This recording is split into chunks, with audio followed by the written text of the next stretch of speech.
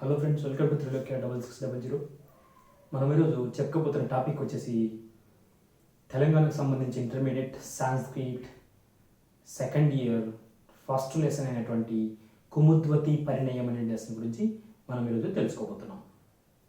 ముందుగా మనం కుముద్వతి పరిణయం అంటే కుముద్వతి అనేటువంటి ఆమెకి వివాహం జరగడం అనేటువంటిది ఇక్కడ టైటిల్ మీనింగ్ అనమాట. సో కవి పరిచయం వచ్చేసి మనకు కాళిదాసు అనేటువంటి రైటర్ ఉన్నాడు. ఇతను సంస్కృత సాహిత్యంలో అత్యంత ప్రతిభాశాలి అని కూడా మనం చెప్పచ్చు. సంస్కృత సాహిత్యంలో ఆయన ఎన్నో గ్రంథాలు రాశాడు. మెయిన్గా 2 మహాకావ్యాలు రాశాడు ఆయన, రఘువంశం, కుమార సంభవం. అలాగే 2 ఖండ కావ్యాలు రాశాడు, ఋతు సంహారం, మేఘ సందేశం అనేటువంటివి రాశాడు. అలాగే 3 నాటకాలు రాశాడు, విక్రమోర్వశనీయం, అభిజ్ఞాన శాకుంతలం, మాలవిక అగ్నిమిత్రం అనేటువంటివి ఇతను రాసినటువంటి రచనలు అనమాట. ఈ కాళిదాసుని అందరూ కవులంతా ఉపమా కాళిదాసు అని పిలిచేవాళ్ళు అనమాట. ఎందుకంటే ఇతడు ఉపమా అలంకార ప్రయోగం అతని గ్రంథాల్లో ఎక్కువ చేశాడు కాబట్టి ఉపమా కాళిదాసుని ముద్దుగా అతన్ని పెంచుకున్నారు. మరి ఈ లెసన్ ఎక్కడి నుంచి తీసుకోబడుతుంది మనకి అంటే రఘువంశంలోని 16వ సర్గ నుండి కుముద్వతి పరిణయం తీసుకోబడుతుంది. రఘువంశంలో 16వ సర్గ నుండి ఈ కుముద్వతి పరిణయం అనేటువంటిది తీసుకోబడింది అనమాట. సో లెసన్లోకి వెళ్దాం మనం. మరి మెయిన్ స్టోరీలో ఏముంది అంటే అయోధ్య నగరాన్ని గొప్పగా పాలించినటువంటి వాళ్ళలో శ్రీరామచంద్రుడు ఒకరు. మరి ఆ శ్రీరామచంద్రునికి సీతకి జన్మించినటువంటి వాళ్ళే కుశలవులు. లవకుశలం అంటాం కదా మనం మామూలుగా, కుశలవులు అనమాట. కుశుడు పెద్దవాడు, లవుడు చిన్నవాడు అనమాట. సో వీళ్ళిద్దరూ బాగా పెరిగి పెద్ద అవుతారు. మరి శ్రీరాముని అనంతరం రాజ్యాన్ని చేజిక్కొచ్చుకున్నటువంటి వాళ్ళలో రాజ్యం ఎవరిదవుతుంది వీళ్ళలో అంటే కుశుడికి రాజ్యం రాముని ద్వారా వస్తుంది అన్నమాట. మరి రాముడి ద్వారా వచ్చినటువంటి ఆ రాజ్యాన్ని అతడెలా పాలించాడు అని అంటే మరి కుశుడు ఇంద్రుని కన్నా గొప్పగా పరిపాలిస్తూ ఉన్నాడు. ఇంద్రుని కన్నా గొప్పగా పాలిస్తున్నాడు, తండ్రి కన్నా ఇంకా గొప్పవాడు అనే విధంగా పరిపాలిస్తూ ఉన్నాడు. అలాగే అలకా నగర అధిపతి కుబేరుడు కంటే ఇంకా గొప్పగా పాలించాడు. అంటే ఇంద్రుడి కంటే కుబేరుడి కంటే కూడా ఇంకా గొప్పగా పరిపాలించడానికి ఇతడు ఎన్నో విధాలుగా ప్రయత్నం చేస్తూ ఉండేవాడు అన్నమాట. ఎవరు? కుశునికి రాజ్యం వచ్చిన తర్వాత ఆ విధంగా పాలించినాడు అనమాట. అతడు రాజు అయ్యాడు అనమాట. కుశుడు అనేవాడు ఇక్కడ రాజు ఈ లెసన్లో. ఎవరు? మరి రాముడి నుంచి వచ్చినటువంటి అధికారం అనమాట అతనికి. సో ఆ విధంగా మరి కుశుడు అనేటువంటి వాడు మహారాజుగా ఉన్నాడు, రాముని కొడుకు, బ్రహ్మాండంగా పాలిస్తున్నాడు. ఎవరికంటే? ఇంద్రుడి కంటే. అలాగే అలకా నగర అధిపతి కుబేరుడి కంటే గొప్పగా పరిపాలిస్తూ ఉన్నాడు. మరి అతడు పరిపాలిస్తుంటే కుశుడు ఋతువులు చాలా బాగా వచ్చేవి. అంటే కరెక్ట్ టైంకి వర్షాలు పడడం, కరెక్ట్ టైంకి ఎండలు రావడం, కరెక్ట్ టైంకి చలికాలం రావడం, ఇలా అన్నమాట. ఋతువులు సక్రమంగా పనిచేస్తూ ఉండేవి. అంటే ప్రకృతి ఎప్పుడు కూడా అనుకూలంగా ఉంది ఆ కుశుడు పాలిస్తున్నటువంటి దాంట్లో. ఎండలు కూడా విపరీతంగా ఉండేవి. ఆ ఎండలు ఉన్నటువంటి టైంలో ఉండి మళ్ళీ వేరే ఋతువు వస్తూ ఉండేది. అంత ఋతువులు సక్రమంగా వస్తూ ఉండేవి అనమాట. మరి ఇంత ఎండలు ఉన్నప్పుడు ఒకసారి కుశుడు ఆ ఎండకు తట్టుకోలేక సరయు నదిలో స్నానం చేద్దామని అనుకున్నాడు.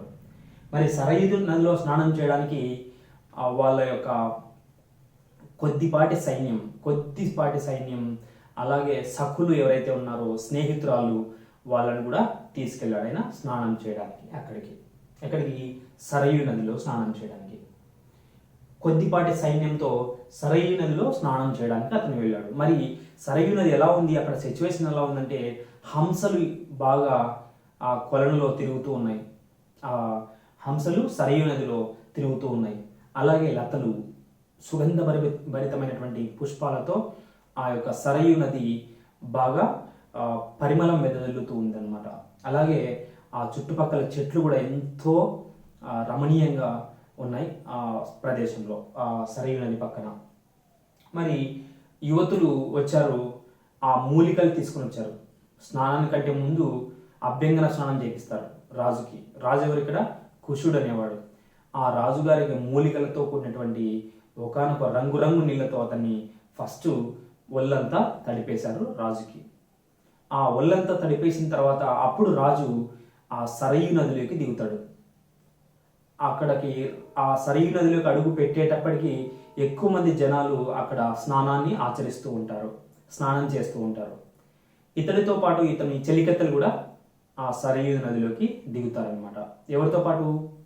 కుషుడు అనేటువంటి మహారాజుతో పాటు అతని యొక్క చెలికత్తెలు కూడా స్నానానికి దిగుతారు.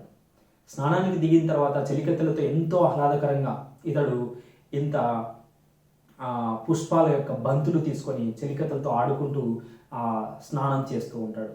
సరదాగా సంతోషంగా కేరింతలు కొడుతూ మరి ఆ యువతులతో, ఆ సకులతో, అంటే ఆడవాళ్ళతో, సఖి అంటే తెలుసు కదా, స్నేహితురాలతో ఇతను ఎంతో సరదాగా ఉత్సాహంగా ఆ పూల బంతులతో ఆడుకుంటూ ఉంటారు సరయు నదిలో. ఆ విధంగా అతను స్నానం ముగించుకొని బయటికి వస్తాడనమాట. అతని స్నానం అయిపోతుంది. మరి స్నానం అయిపోయిన తర్వాత ఒక్కసారి ఇట్లా చేతికి చూసుకుంటాడు. కంకణం ఉండదు అతనికి. ఏం కంకణము అంటే అగస్త్యుడి నుండి రాముడు ఒక ఆభరణాన్ని పొంది ఉంటాడు. ఆ ఆభరణం పేరు జైత్రాభరణం. అగస్త్యుని నుండి రాముడికి వచ్చి ఉంటుంది అనమాట ఆభరణం. చేతులకి వేసుకుంటారు చూడండి, గండ పిండేరం అంటారు, లావుగా ఉండి రౌండ్గా ఇంత లావుగా ఉంటుంది. అలాంటిది అనమాట. అగస్త్య ముని నుండి రాముడు పొంది ఉంటాడు. రాముడు నుండి రాజ్యం ఇతనికి కుశునికి వచ్చింది కాబట్టి రాముడు కుశునికి ఇచ్చింటాడు కంకణం. ఆ కంకణం ఎక్కడో జారిపోయి ఉంటుంది ఆ నీళ్ళలో. మరి ఆ నీళ్ళలో జారిపోయినటువంటి ఆ కంకణం కోసం, అయ్యా నా కంకణం లేదు అని అన్నటువంటి విషయం తెలుసుకున్నటువంటి వాళ్ళంతా గజ ఈతగాళ్ళని పిలుస్తారు. కంకణం నదిలో పడిపోయింది కాబట్టి, సరయు నదిలో. ఆ గజ ఈతగాళ్ళు ఎంతో లోపలికి వెళ్ళి పరిశీలించి మొత్తం అంతా కూడా వెతుకుతారు. ఆ గజ ఈతగాళ్ళకి ఆ కంకణం ఎక్కడ దొరకదు. అంతలో కొంతమంది రాజుగారి దగ్గర చెప్తారు.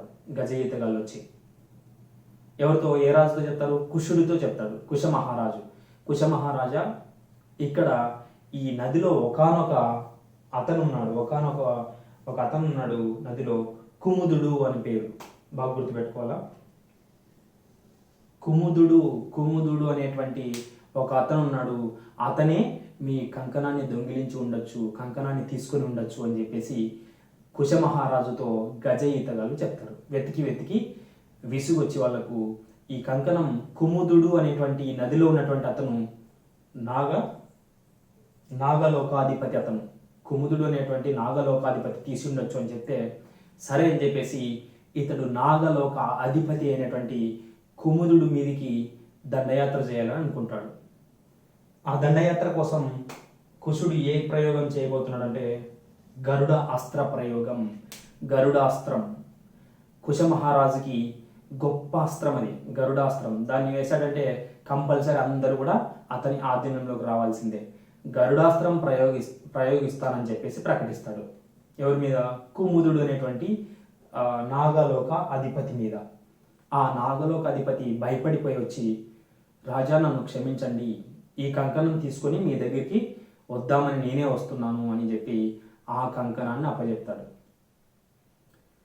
అప్పచెప్తూ ఏమంటాడంటే, మీ పూర్వీకులు మేము ఎంతో స్నేహంతో ఉండేవాళ్ళము. మీ నాన్నగారు అయినటువంటి శ్రీరామచంద్రుడు విష్ణుమూర్తి అవతారం. అప్పటి నుంచి ఇప్పటి వరకు మేము మీకు బంధువులు లాంటి వాళ్ళమే. మేము ఎప్పుడు కూడా మీకు అపకారం తలపెట్టము. మీ ఆభరణాలు ఎప్పుడు దొంగిలించము మేము అని చెప్పేసి ఆ ఆభరణం అతనికి ఇస్తాడు. ఆ ఆభరణం అతనికి ఇచ్చిన తర్వాత అప్పుడు అతను యుద్ధంకి ప్రకటించినటువంటి ఈ గరుడాస్త్ర ప్రయోగాన్ని వెనక్కి తీసుకుంటాడు. సరే, క్షమించి వదిలేస్తున్నాను, గరుడాస్త్ర ప్రయోగం ఏమి చెయ్యను అని చెప్పేసి కుముదునితో చెప్తాడు. కుముదుడు ఇంకా ఈ విధంగా మాట్లాడతాడు. అయ్యా, ఈ కంకణం ఎలా దొరికింది మాకి అని అంటే, నేను మా చెల్లెలు కింద బంతి ఆట ఆడుకుంటున్నాం. ఒకసారి నేను బంతిని ఇట్లా బలంగా నేలకేసి కొట్టా. ఆ బంతి పైకి లేచింది. అప్పుడు నా చెల్లెలు ఆ బంతి పట్టుకోవడానికి ఇలా రెండు చేతులు చాచుతూ ఆమె పైకి వచ్చింది అనమాట. ఇట్లా చాచుతూ ఉన్నప్పుడు నీ కంకణం ఆమె చేతికి పడింది, చేతి దగ్గర పడింది. ఈ విధంగా మా కంకణం దొరికింది, మేము ఎప్పుడు కూడా దొంగిలించలేదు అని చెప్పేసి కుముదుడు అనేటువంటి వాడు ఎవరికి చెప్తాడు? కుశ మహారాజు చెప్తాడు. నా చెల్లి పేరు ఏంటంటే కుముద్వతి అని కూడా చెప్తాడు. కుముద్వతి, నా చెల్లి పేరు కుముద్వతి, కావాలంటే మీరు వచ్చి మా చెల్లిని చూసి మా చెల్లి నచ్చితే వివాహం చేసుకోండి, మన బంధం స్థిరపడుతుంది అని చెప్పేసి ఈ కుముదుడు అనేటువంటి వాడు తన కుముద్వతి అనేటువంటి చెల్లెల్ని ఇచ్చి అతనికి వివాహం జరిపిస్తాడు. సో ఈ విధంగా అతని కుశ మహారాజు కుముదుడు అనేటువంటి అతని చెల్లెల్ని కుముద్వతిని వివాహం చేసుకుంటాడు. సో ఇది మన తెలంగాణకు సంబంధించి intermediate, senior intermediate first lesson explanation. Thank you so much.